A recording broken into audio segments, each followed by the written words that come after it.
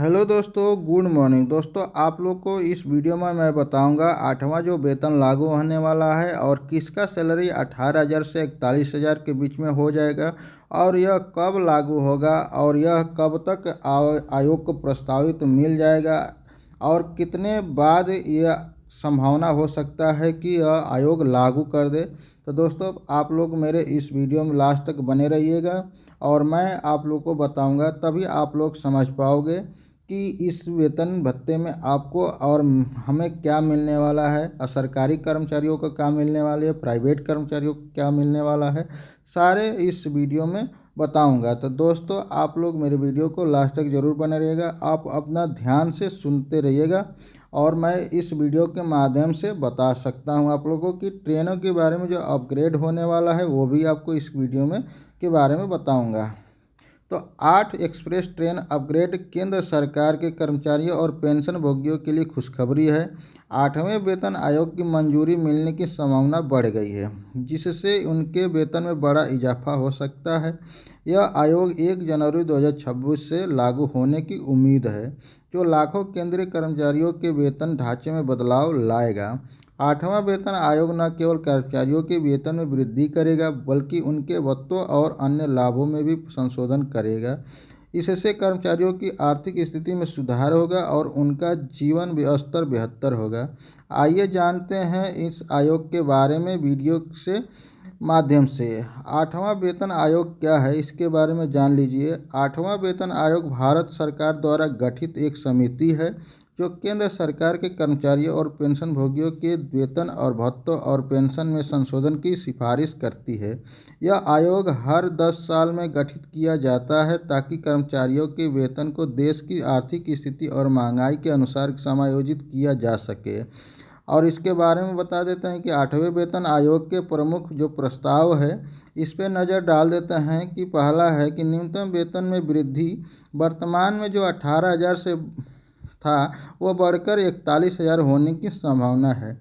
जो फिटमेंट जो फैक्टर है, जो 7वां वेतन में था 2.28 का प्रस्ताव, फिटमेंट फैक्टर जो 7वें वेतन आयोग से 2.57 से कम है। महंगाई भत्ता जो है 2026 तक 70% तक पहुंचने की उम्मीद है, जो मूल वेतन में शामिल किया जाएगा।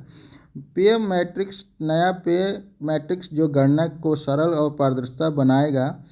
तीसरा है पेंशन में वृद्धि। न्यूनतम पेंशन में भी वृद्धि की जाएगी, उसमें 9% की वृद्धि होगी। वेतन की वृद्धि का प्रस्ताव। 8वें वेतन आयोग के लाभ होने की कर्मचारियों के जीवन पर कई सकारात्मक प्रभाव पड़ेंगे। आर्थिक स्थिरता। बढ़ते हुए वेतन से कर्मचारियों को बेहतर आर्थिक सुरक्षा मिलेगी।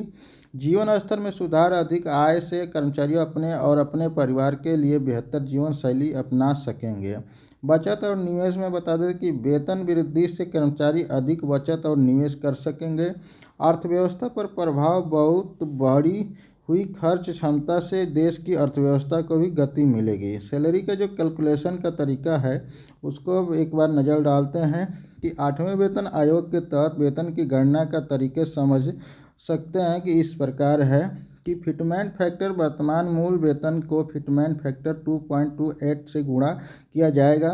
महंगाई भत्ता। न्यू मूल वेतन में महंगाई भत्ता यानी डीए शामिल किया जाएगा। अन्य भत्ते house rent allowance, rent, HRA और ट्रांसपोर्ट अलाउंस जैसे भत्तों की गणना नए मूल वेतन के आधार पर किया जाएगा। इम्प्लीमेंटेशन की प्रक्रिया इस प्रकार है कि 8वें वेतन आयोग के कार्यान्वयन की प्रक्रिया निम्नलिखित चरणों में होगी। आयोग का गठन। सरकार द्वारा आयोग का गठन किया जाएगा। सिफारिश। आयोग अपनी सिफारिशें सरकार को सौंपेगा। मंत्रिमंडल मंजूरी। केंद्रीय मंत्रिमंडल सिफारिशों पर विचार करेगा और मंजूरी देगा। अधिसूचना। सरकार नए वेतन ढांचे को अधिसूचित करेगी।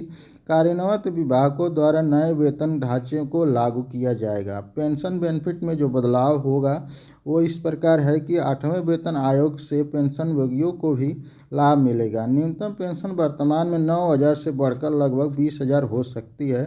पेंशन की गणना नए फिटमेंट फैक्टर के आधार पर पेंशन की गणना की जाएगी।